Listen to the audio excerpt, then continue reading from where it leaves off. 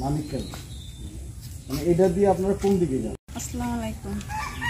আমরা আজকে 3 বছর যাবত এখানে বাড়ি করছি। আগেও ছিল এই রাস্তা, এখন আমরা কি জন্য বন্ধ করছে তো আমরা জানি না। আমার বাচ্চারা স্কুলে লেখাপড়া করে, তার জন্য আমরা যাইতে পারতেছি না। তার জন্য আমরা রাস্তা পাওয়ার জন্য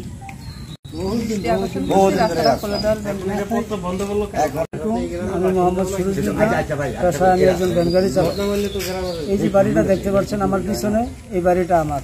দীর্ঘ 10 বছর যাবত এই জায়গায় আমি বসবাস করি, এই রাস্তায় চলাফেরা করি। কেউই আমার বাধা দেয় না, রাস্তায় চলাফেরা করে না। আমার পাশে আরেকটা বাড়ি আছে, দীর্ঘ 30 বছর যাবত তারা এই রাস্তায় ব্যবহার করে এবং এই আশেপাশের গোড়ারকান্দির মানুষ চাষাবাদ করে এই রাস্তা দিয়ে বিলের মধ্যে যায়, গরু নিয়ে যায়, তারা খের নিয়ে আসে, ফসলি আবাদ নিয়ে আসে, তারা চলাফেরা করে।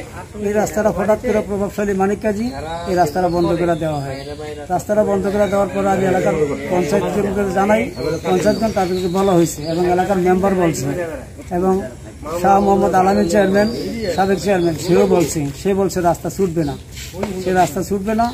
তাই আমি আইনের আশ্রয় নিতে বাধ্য হয়েছি। রাস্তা বন্ধ করে দেওয়াতে আপনার কি কি সমস্যা হচ্ছে? রাস্তায় বন্ধ করে দেওয়াতে আমার ছেলে মেয়ে স্কুলে যেতে পারে না, আমরা হাট বাজার যেতে পারি না। আমি একটা ভ্যানগাড়ি চালক, আমার গাড়ি নিয়ে যেতে পারি না, এদিকে এদিক চলে। আমার খুব সমস্যা হইতেছে। আমার পাশে একজন যে বাড়িটা আছে সে হলো একজন রিক্সা মেকানিক মুস্তফা, সে তারও অনেক কষ্ট হইতেছে। স্যার ছেলে মেয়ে স্কুলে লেখাপড়া করে, নাতিপুতি লেখাপড়া করে, তারাও যাইতে পারে না। এখন আপনি কি চান?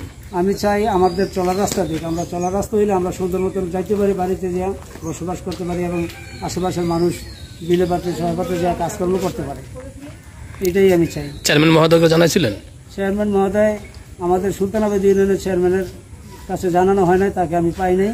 এবং সাবেক চেয়ারম্যান শাহ মোহাম্মদ আলামিন ইসলামাবাদ ইউনিয়ন, তাকে জানানো হয়েছে, সে বলছে, তারা বলছে রাস্তা ছুটাবে না। প্রশাসনের কাছে এই রাস্তা খোলার জন্য আমি বিনীত আবেদন করছি, যাতে আমার ছেলে মেয়ে স্কুলে যাইতে পারে, আমরা হাট বাজারে যাইতে পারি, চলাফেরা করতে পারি। এই আমি দৃষ্টি আকর্ষণ করছি প্রশাসনের কাছে।